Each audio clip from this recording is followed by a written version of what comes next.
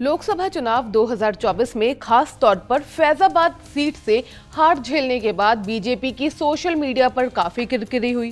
विपक्ष ने तो यहां तक कहा कि जिस राम मंदिर के दम पर बीजेपी 400 पार के सपने देख रही थी, उसी अयोध्या के लोगों ने बीजेपी की 400 पार के सपने की गाड़ी पर ब्रेक लगा दिया। अब यहां एक बात तो है कि चुनाव में जीत मिले या हार, बीजेपी एक्शन में तो रहती है। इस हार से सबक सीखने के बाद अब अयोध्या में बीजेपी ने 5 बड़े बदलाव की घोषणा कर दी है। ये काफी शॉकिंग लिस्ट है, लेकिन अयोध्या के लिए ये एक अच्छी खबर है। आज के इस वीडियो में हम इन्हीं ताजा बदलावों के बारे में बात करेंगे। हेलो हाय नमस्कार, मैं हूं गरिमा और आप देख रहे हैं स्विच। तो एक एक करके आपको बताते हैं कि क्या क्या बदलाव हुए। पहला बदलाव, कैंसिल हुआ फ्लाईओवर का प्रस्ताव।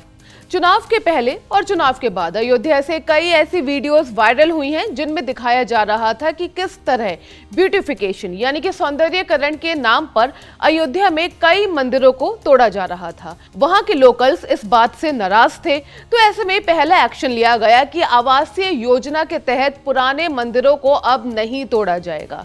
अयोध्या विकास योजना में आबादी वाले क्षेत्रों को भी नहीं तोड़ने का फैसला लिया गया है। पहले आवास विकास प्राधिकरण की ओर से करीब 264 करोड़ रुपए से 6 किलोमीटर लंबा फ्लाईओवर बनाया जाना था। इसमें अब चेंजेस कर दिए गए हैं। लखनऊ में हुई बोर्ड की मीटिंग के बाद इसकी जगह 3 नए अंडरपास बनाने का डिसीजन लिया गया है। इसके अलावा आबादी वाले जो एरियाज हैं उनको भी नहीं छेड़ा जाएगा। दूसरा, अयोध्या के वाहनों की अयोध्या में एंट्री। राम मंदिर की प्राण प्रतिष्ठा के बाद से अयोध्या वासी ही अपने शहर में पराये हो गए थे। अयोध्या के नंबर वाले व्हीकल्स को शहर के अंदर आने से अब नहीं रोका जाएगा। ये डिसीजन नगर निगम और पुलिस ने मिलकर लिया है। अयोध्या वासियों को प्राण प्रतिष्ठा के 6 महीने बाद फाइनली राहत की सांस मिली है। साथ ही साकेत पेट्रोल पंप से टूरिस्ट अब लता मंगेशकर चौक और नया घाट पर व्हीकल्स को ले जा सकेंगे। रामनगरी के लोगों को अपना पहचान पत्र पहले बैरियर पॉइंट पर दिखाना होगा। बस जिन दुकानदारों को हटाया गया उन्हें 30% छूट मिलेगी।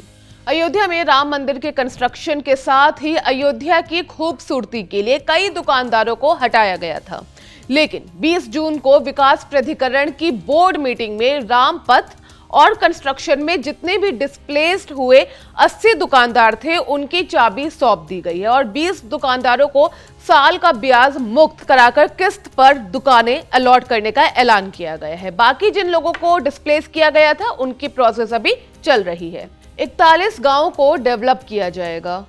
2020 में अयोध्या नगर निगम में करीब 41 गांव जुड़े थे, लेकिन 4 साल से यहां विकास के नाम पर कुछ भी नहीं हुआ है।